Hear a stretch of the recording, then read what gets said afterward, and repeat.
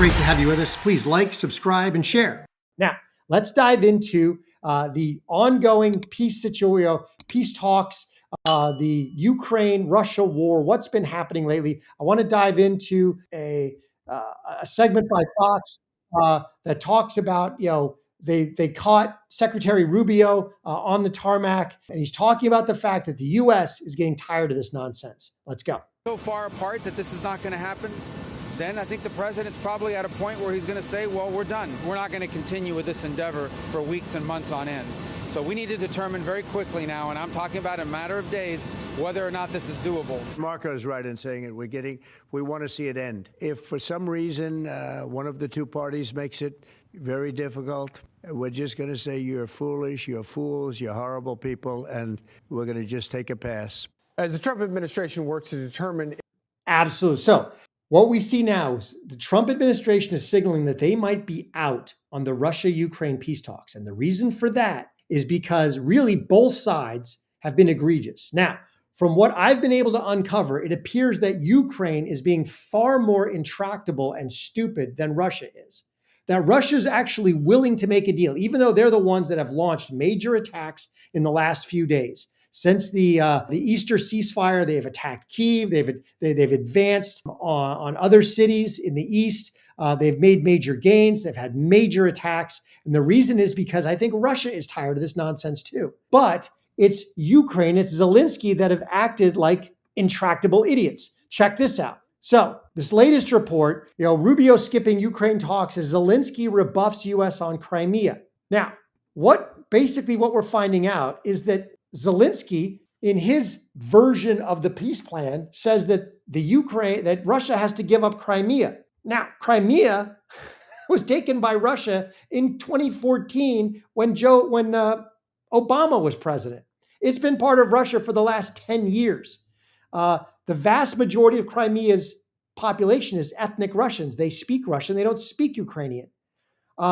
And basically their polling shows they want to be part of Russia. It's very similar to the Donbass, except that Russia's owned it for the last 10 years. And now all of a sudden, Zelensky's demanding that they return Crimea as a precursor to peace talks in this war. The man who holds really none of the cards, because his military, at best, might be able to prevent Russian advances into the rest of the country. But he does not have the military strength to retake really anything. He does not have the ability to push Russia out of Ukraine. So they've got to go to a negotiated settlement. But now he is doing this. And there's one thing to take, as a maximalist position, as a negotiating point, and then be willing to back off. But evidently, he's taken this as an ideological, intractable point and is not willing to back off. So Russia's like, he's not serious. And now the U.S. is looking and saying, we don't think this guy's serious. And the U.S. might be out on this, which is going to be a loser for everybody.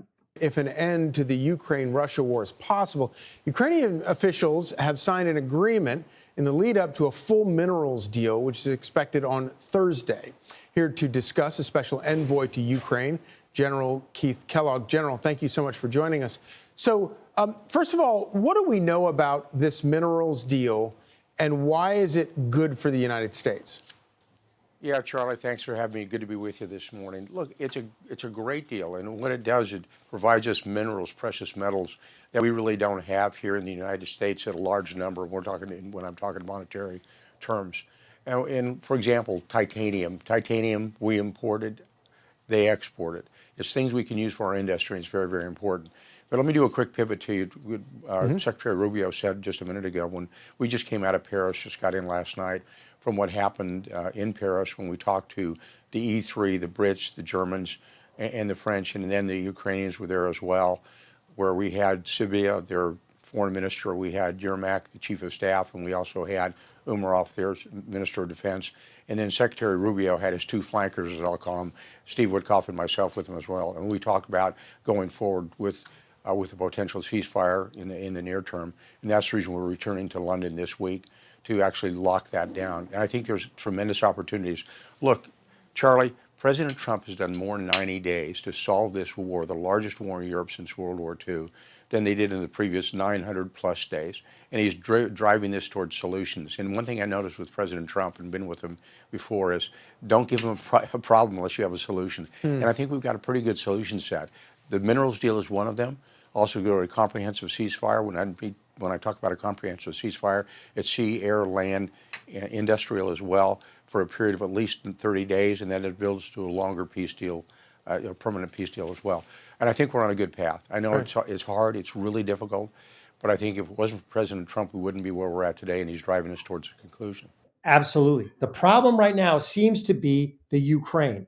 That's what all fingers are pointing to right now.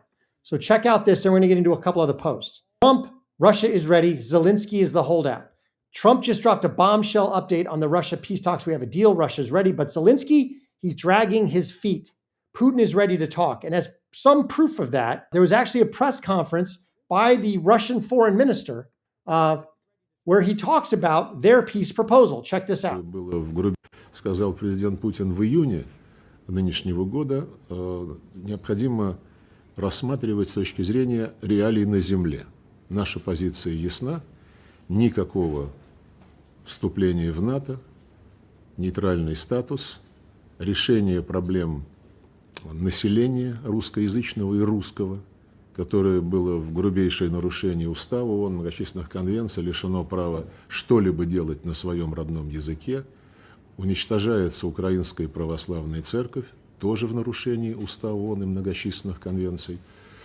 И, безусловно, Украина, мы не примем никакого варианта, когда Украина сохранит возможность использоваться Западом для создания прямых угроз Российской Федерации. So, not necessarily an out-of-the-bounds proposal. No NATO membership, neutral status, restoration of the rights of the Russian population in the eastern regions of Donbass, restoration of the Russian Orthodox Church and its rights. No possibility for the West to use Ukraine as a proxy again. And so this is where one of the sticking points for Russia is a multinational peacekeeping force being stationed in Ukraine. I think that's a major problem for them. Now, maybe if it was under the auspices of the UN, it might be possible. And they want to obviously retain their taken territories, Crimea and actual Donbass and that sort of thing.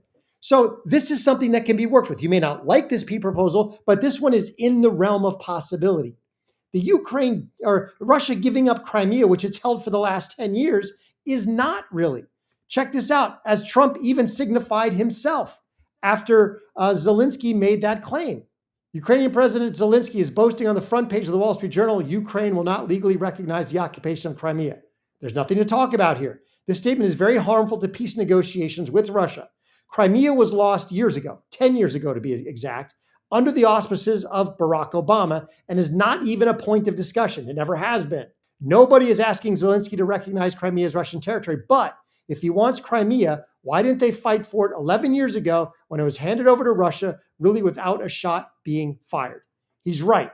The fact that Zelensky is demanding the return of Ukraine is a major, major problem. Now, for those of you, or not those of you, but those out there, especially the propaganda media, whining that, oh, Trump is just on the side of Russia. Trump has also had some very pointed words for Russia in this whole thing as well. I am not happy with the Russian strikes on Kiev. Not necessary and very bad timing. Vladimir, stop. 5,000 soldiers a week are dying. Let's get this peace deal done. Absolutely. So Trump is moving forward on a minerals deal with Ukraine. At the same time, he is lambasting Zelensky on his intractable, stupid position and also calling Russia to task over their attacks. They are close to a peace deal. Can they get it over the line? I don't know. It really comes down to first Zelensky. If they can get Zelensky to back off of Crimea so that they can have a framework that leads to a possible peace negotiation, they get all sides to the table and maybe they can get something done. It'll take both sides, but Zelensky's got to be the first one to blink over this stupid Crimea nonsense. Then maybe they've got something. Otherwise, you might see, as Rubio said, the U.S. exit this situation and basically, they might sanction Russia severely. They might they're probably not going to support. There'll be no money for Ukraine. There'll probably be no more weapons. We'll see what happens. But right now, the leverage, the U.S. doesn't necessarily have the leverage because they've already signaled we'll back off. You guys go fight it out. You want to fight for Crimea? Yeah, go fight and die for it. Let us know when you've had enough. To the Russian Federation, you want to fight and die over this nonsense? Let us know when you've had enough. But that's where we stand with the right. It's so close. If we can just get world leaders to have an ounce of sense, we might be able to get this over the line. Thanks again, everybody, for being here. Please like, subscribe, comment, let us know how we're doing. Also, if you like the content, please share it with everybody that you know. Help us to grow the channel.